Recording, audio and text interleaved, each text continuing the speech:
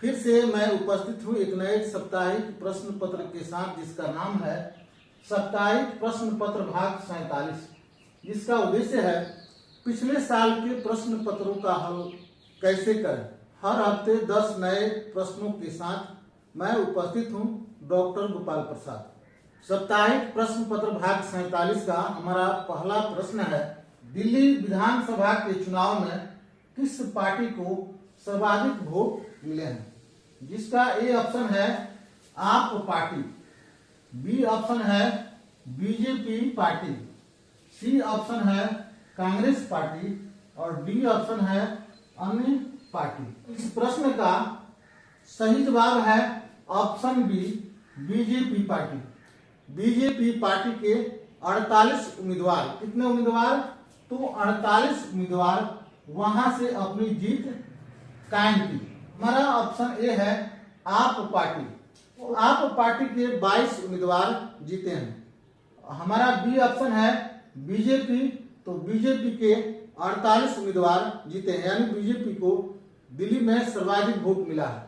हमारा सी ऑप्शन है कांग्रेस पार्टी, तो कांग्रेस पार्टी को वोट जो है वह नहीं मिला है, कांग्रेस पार्टी को वोट नहीं मिला है और अन्य पार्टी जो है उसको भी वोट 0-0, यानी इस पार्टी को भी वोट नहीं मिला है। दिल्ली में जो विधानसभा जो क्षेत्र जो है, जिसकी कुल संख्या जो है 22 + 48, यानी इसकी कुल जो संख्या जो है वह कितनी है?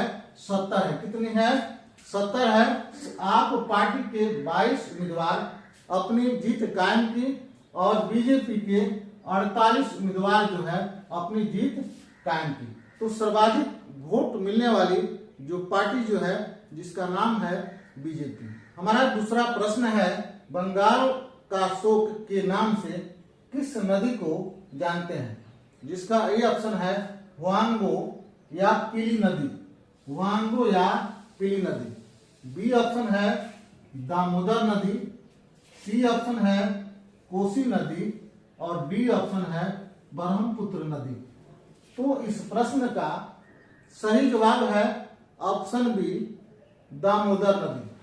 तो ऑप्शन बी जो है यह सही जवाब है। यह जो है बंगाल का शोक के नाम से जाना जाता है। कहाँ का शोक है? तो बंगाल का। हमारा ऑप्शन ए है हुआंगो या पीली नदी। हुआंगो या पीली नदी यह चीन देश के शोक के नाम से जाना जाता है। क्या नाम है? चीन देश के शोक के नाम से हुआंगो या पीली नदी को जाना जाता है। हमारा सी ऑप्शन है कोसी नदी। कोसी जो है वह बिहार के शोक के नाम से जानी जाती है। हमारा डी ऑप्शन है ब्रह्मपुत्र नदी। तो ब्रह्मपुत्र नदी जो है असम राज्य की नदी है और इसको असम के शोक के नाम से जाना जाता है। तो चीन का शोक हुआंगो या पीली नदी, बंगाल का शोक दामोदर नदी, बिहार राज्य का शोक कोसी नदी और असम राज्य का शोक के नाम से ब्रह्मपुत्र नदी को जाना जाता है। हमारा तीसरा प्रश्न है, भारतीय संविधान के किस अनुच्छेद में वित्तीय आपातकाल की शक्तियां वर्णित है। जिसका ए ऑप्शन है अनुच्छेद 365, बी ऑप्शन है अनुच्छेद 360, सी ऑप्शन है अनुच्छेद 368 और डी ऑप्शन है अनुच्छेद 370। तो इस प्रश्न का सही जवाब है ऑप्शन बी, अनुच्छेद 360, यानी अनुच्छेद 360 में वित्तीय आपातकालीन संबंधी शक्तियां वर्णित है। हमारा ऑप्शन ए है अनुच्छेद 365, जिसमें राष्ट्रपति शासन संबंधी शक्तियां 365 में वर्णित है। हमारा बी ऑप्शन है अनुच्छेद 360, जिसमें वित्तीय आपातकालीन संबंधी शक्तियां वर्णित है। हमारा सी ऑप्शन है अनुच्छेद 368, जिसमें संविधान संशोधन, संविधान में किसी तरह का संशोधन करना है उसकी शक्तियां 368 में वर्णित है। और हमारा ऑप्शन बी है अनुच्छेद 370। तो अनुच्छेद 370 की शक्तियां जो है विशेष राज्य के दर्जा से संबंधित शक्तियों को कहा गया है। चौथा प्रश्न है, विद्युत ऊर्जा को यांत्रिक ऊर्जा में रूपांतरण करने वाला यंत्र कौन सा है? जिसका ए ऑप्शन है ट्यूबलाइट, बी ऑप्शन है विद्युत मीटर, सी ऑप्शन है सोलर सेल और डी ऑप्शन है सितार। तो इस प्रश्न का सही जवाब है ऑप्शन बी, विद्युत मीटर। क्या नाम है? विद्युत मीटर। विद्युत मीटर एक ऐसा यंत्र है जो विद्युत को यांत्रिक ऊर्जा में रूपांतरण करने का कार्य करता है। हमारा ये ऑप्शन है ट्यूबलाइट।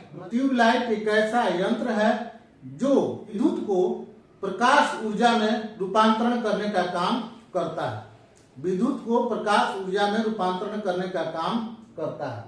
हमारा ऑप्शन बी है विद्युत मीटर। तो विद्युत मीटर विद्युत को यांत्रिक ऊर्जा में रूपांतरण करने का काम करता है। हमारा सी ऑप्शन है सोलर सेल।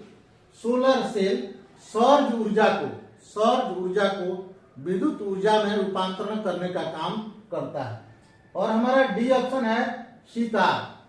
सितार यांत्रिक ऊर्जा को ध्वनि ऊर्जा में रूपांतरण करने का काम करता है। हमारा पांचवा प्रश्न है, इंडोनेशिया देश की राजधानी कहाँ है? जिसका ए ऑप्शन है तेहरान, बी ऑप्शन है बगदाद, सी ऑप्शन है जकार्ता और डी ऑप्शन है थिम्पू। तो इस प्रश्न का सही जवाब है ऑप्शन सी जकार्ता, यानी इंडोनेशिया देश की राजधानी जकार्ता है। हमारा ऑप्शन ए है तेहरान। तेहरान किस देश की राजधानी है? तो तेहरान ईरान की राजधानी, यानी ईरान की राजधानी तेहरान। ईरान की राजधानी तेहरान। बी ऑप्शन है बगदाद, यानी इराक की राजधानी बगदाद। हमारा सी ऑप्शन है जकार्ता, इंडोनेशिया की राजधानी जकार्ता। और हमारा डी ऑप्शन है थिम्पू, यानी भूटान की राजधानी थिम्पू है।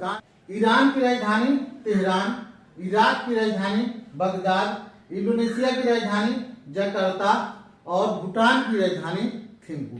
हमारा छठा प्रश्न है, भारत देश का सबसे उत्तरी बिंदु को किस नाम से जानते हैं?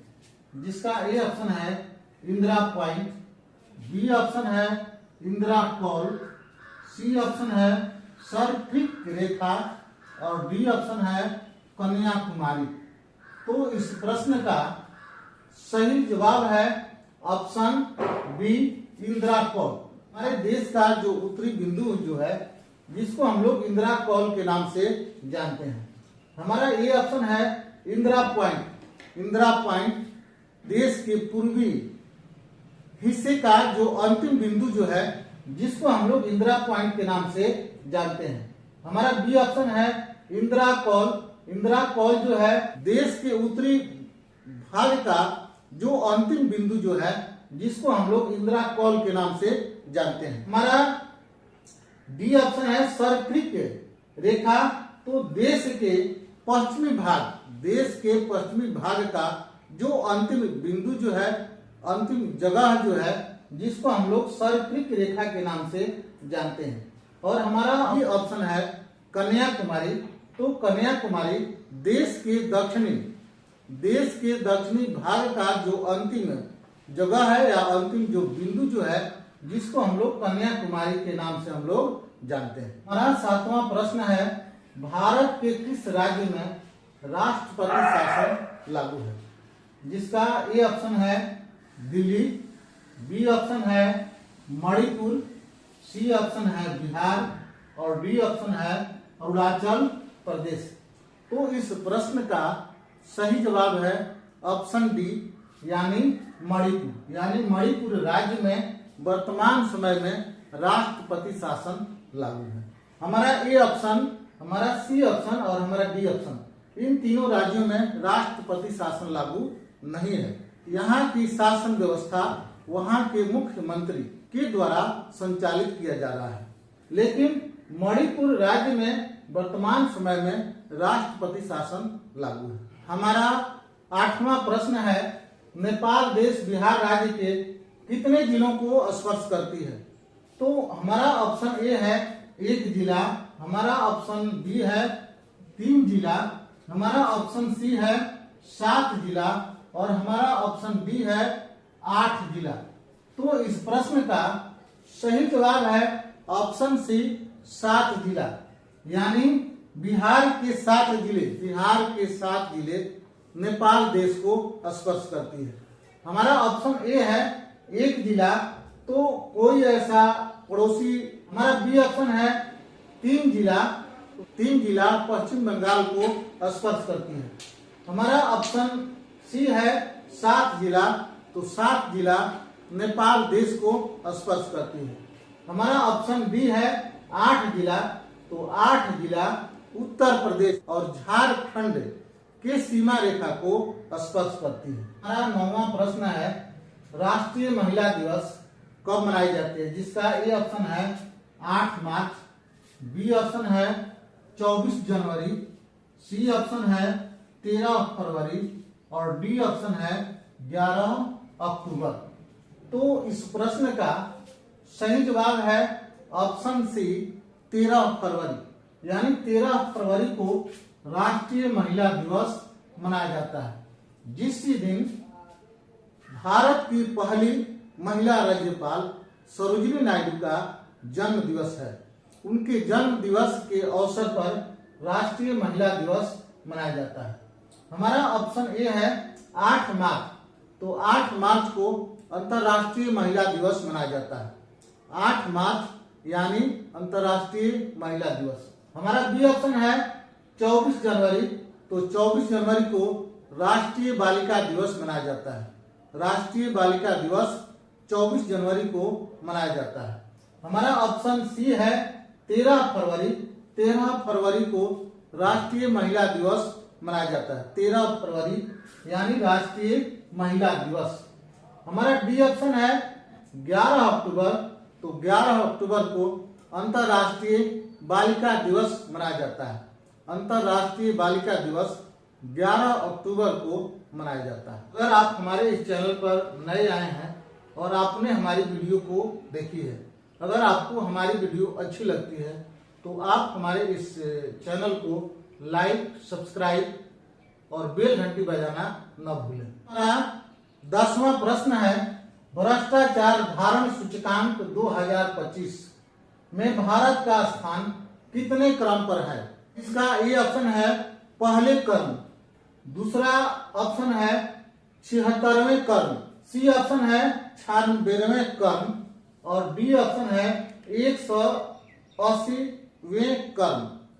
तो इस प्रश्न का सही जवाब है कि भ्रष्टाचार धारण सूचकांक 2025 में भारत का स्थान 98 के क्रम पर भारत का स्थान है। तो हमारा ए ऑप्शन है यानी पहले क्रम पर किसका है, तो पहले क्रम पर आने वाले देश का नाम है डेनमार्क। हमारा बी ऑप्शन है 76वें क्रम पर 3 और 96 के क्रम पर जो देश है जिसका नाम है भारत। क्या नाम है? भारत। और लास्ट जो है 180 क्रम यानी 180 क्रम पर आने वाले जो देश जो है जिसका नाम है दक्षिणी सूडान। यानी 180 देशों का यह क्या है, एक आंकड़ा है जिसमें पहले क्रम पर जो देश जो है जिसका नाम है डेनमार्क और लास्ट यानी 180वें क्रम पर जो देश जो है जिसका नाम है दक्षिण सूडान। और हमारा बी ऑप्शन 76वें है जिसका स्थान जो है चीन देश का है और भारत जो है वह 96वें क्रम पर भारत का स्थान भ्रष्टाचार धारण सूचकांक 2025 के अंतर्गत आता है। साप्ताहिक प्रश्न पत्र भाग 47 के इन्हीं 10 प्रश्नों के साथ हम विराम लेते हैं और फिर मिलते हैं साप्ताहिक प्रश्न पत्र भाग 48 के साथ। तब तक आप सभी को बहुत बहुत धन्यवाद और ढेर सारी शुभकामनाएं कि आप मंजिल तक पहुंचने में बहुत जल्द ही कामयाब हो सकें।